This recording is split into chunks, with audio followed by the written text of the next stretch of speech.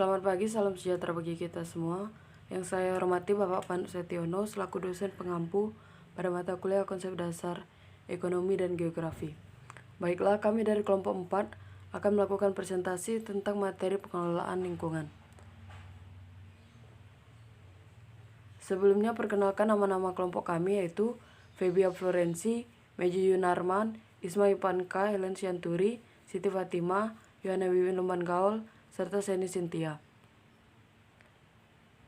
Baiklah, langsung saja materi yang pertama yaitu lingkungan hidup.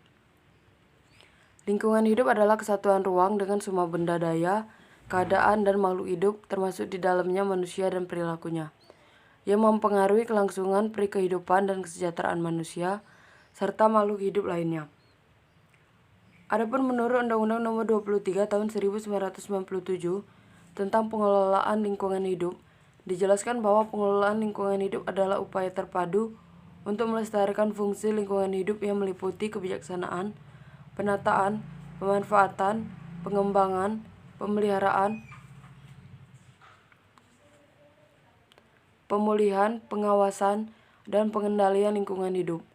Pengelolaan lingkungan hidup yang diselenggarakan dengan asas tanggung jawab negara, asas berkelanjutan, dan asas manfaat bertujuan untuk mewujudkan pembangunan berkelanjutan yang berwawasan lingkungan hidup dalam rangka pembangunan manusia Indonesia yang seutuhnya dan pembangunan masyarakat Indonesia seluruhnya yang beriman dan bertakwa kepada Tuhan Yang Maha Esa.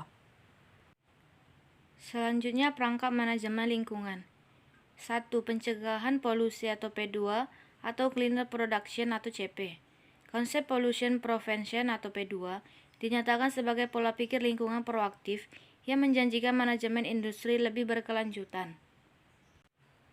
Dengan sasaran pada penyebab daripada akibat aktivitas mempolusi, P2 mencari cara menghilangkan polutan di sumbernya dan sekaligus menghindari kebutuhan untuk mengolah atau membuang polutan tersebut. Hambatan dalam implementasi P2 antara lain A. Isu-isu teknis. Proyek P2 akan menyuguhkan tantangan teknis yang kompleks yang punya implikasi penting pada analisa keuangan. Dalam operasi manufaktur kompleks, bahkan proses, perubahan P2 yang kecil akan memerlukan perubahan dalam keseluruhan pola proses yang berhubungan. Yang B. Implikasi ketidakpastian. Ketidakpastian apakah itu berhubungan dengan pasar, teknis, atau peraturan, pada dasarnya dapat mengalihkan secara ekonomi keputusan proyek. C. Tekanan peraturan dan hambatan peraturan. Tekanan peraturan efektif akan sangat penting untuk membangun dan memasarkan produk P2. Standar effluent yang ada dapat bertindak sebagai motivator yang sangat kuat bagi pencegahan polusi dengan menciptakan pasar-pasar bagi teknologi yang dapat mengarah pada isu-isu pemenuhan perusahaan.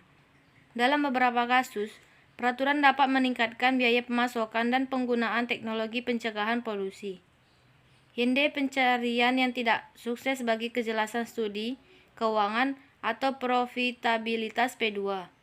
Teknik-teknik akuntansi harus dievaluasi dalam rangka menentukan bila mana figur ukuran yang dilaporkan seperti Internal Rate of Return atau IRR dilihat manajemen dalam bentuk utuh dan tidak bias. Yang kedua, Cleaner Production. Definisi Cleaner Production atau CP adalah aplikasi terus-menerus strategi terintegrasi perlindungan lingkungan pada proses, produk, dan jasa untuk meningkatkan efisiensi keseluruhan dan mengurangi resiko pada manusia dan lingkungan. Keuntungan implementasi CP antara lain mengurangi biaya 2 kali produksi melalui peningkatan efisiensi, penurunan limbah dari input material, meningkatkan produktivitas dan memperbaiki produk, mengurangi konsumsi energi, mengembalikan nilai produk sekunder, meminimalkan masalah pembuangan limbah termasuk biaya pengolahan limbah. Potensi kerugian dalam implementasi CP antara lain, kesulitan dalam merubah sistem dan teknologi yang ada. Perubahan dalam sistem dan teknologi akan memerlukan investasi yang relatif besar, tingkatan sumber daya manusia yang baik, dan dukungan investor. Yang ketiga, ekoefisiensi. Istilah ekoefisiensi sebenarnya resmi dipopulerkan oleh World Business Council for Sustainable Development atau WBCSD. di tahun 1992 yang didefinisikan sebagai pengiriman secara kompetitif barang atau jasa yang memuaskan kebutuhan manusia dan meningkatkan kualitas hidup. 4. Akuntansi lingkungan, Environment Accounting atau EA. Akuntansi lingkungan ini memiliki definisi, yaitu yang pertama, environmental accounting adalah penggabungan informasi, manfaat, dan biaya lingkungan ke dalam macam atau praktek akuntansi. Yang kedua, environmental accounting adalah identifikasi, prioritisasi, kuantifikasi atau kualifikasi, dan penggabungan biaya lingkungan ke dalam keputusan bisnis. Adapun manfaat-manfaat dari mengadopsi akuntansi lingkungan dapat meliputi: yang pertama, perkiraan yang lebih baik dari biaya sebenarnya pada perusahaan untuk memproduksi produk atau jasa. Yang kedua, mengidentifikasi biaya-biaya sebenarnya dari produk, proses, sistem, atau fasilitas dan menjabarkan biaya-biaya tersebut pada tanggung jawab manajer. Yang ketiga, membantu manajer untuk menargetkan area operasi bagi pengurangan biaya dan perbaikan dalam ukuran lingkungan dan kualitas. Yang keempat, membantu dengan penanganan keefektifan biaya lingkungan atau ukuran perbaikan kualitas. Yang kelima, memotivasi staf untuk mencari cara yang kreatif untuk mengurangi biaya-biaya lingkungan. Yang ketujuh, mendorong perubahan dalam proses untuk mengurangi penggunaan sumber daya dan mengurangi mendaur ulang atau mengidentifikasi pasar bagi limbah. Yang kedelapan, meningkatkan kepedulian staf terhadap isu-isu lingkungan, kesehatan, dan keselamatan kerja.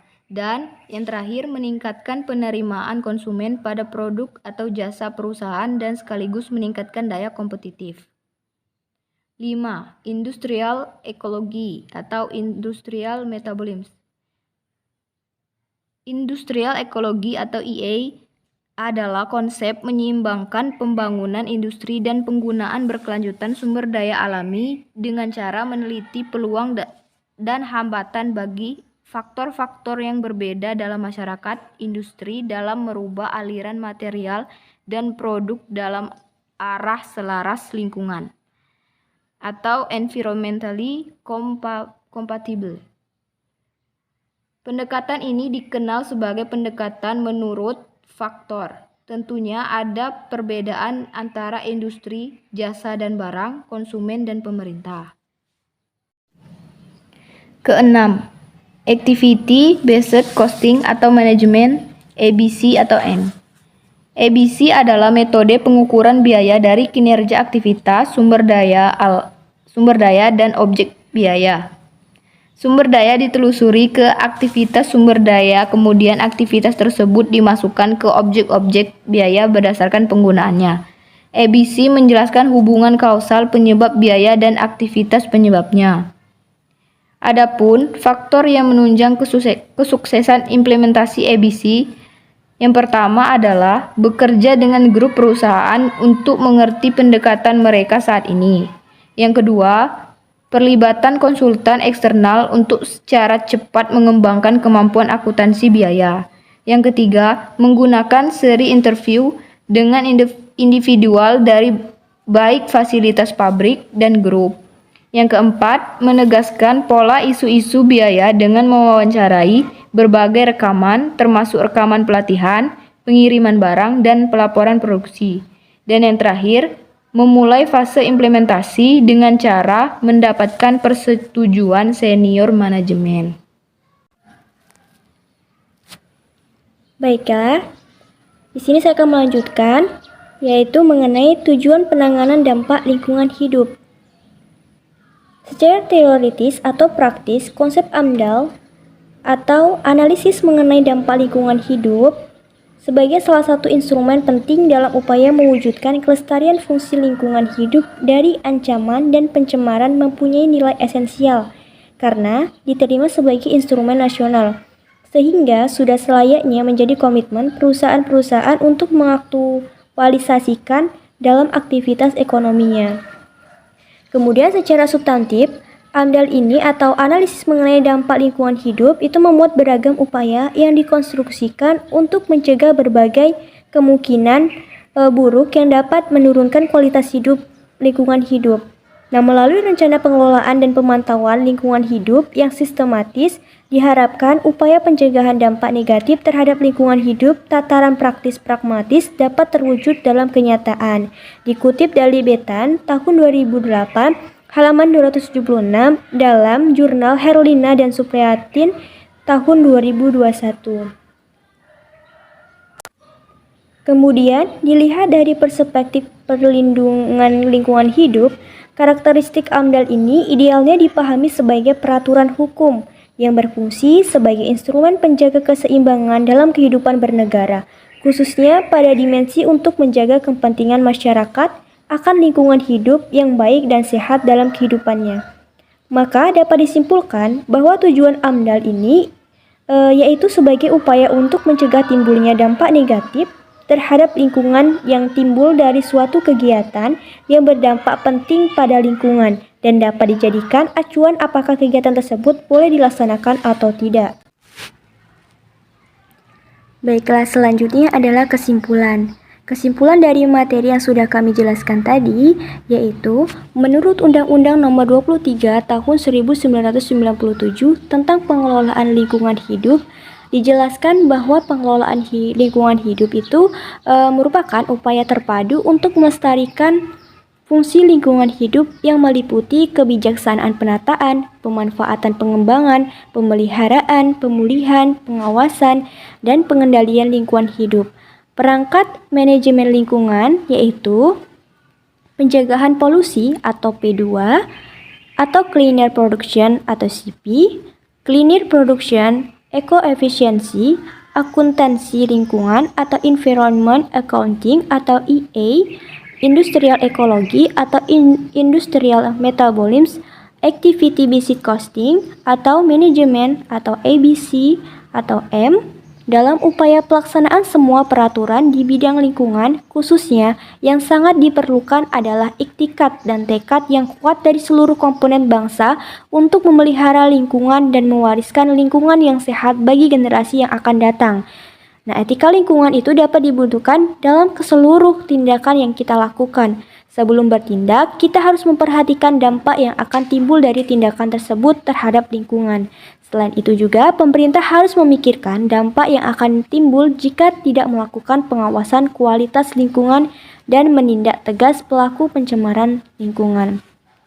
Baiklah, sekian pemaparan materi yang dapat kami sampaikan. Kurang lebihnya kami mohon maaf dan kami akhiri. Wassalamualaikum warahmatullahi wabarakatuh.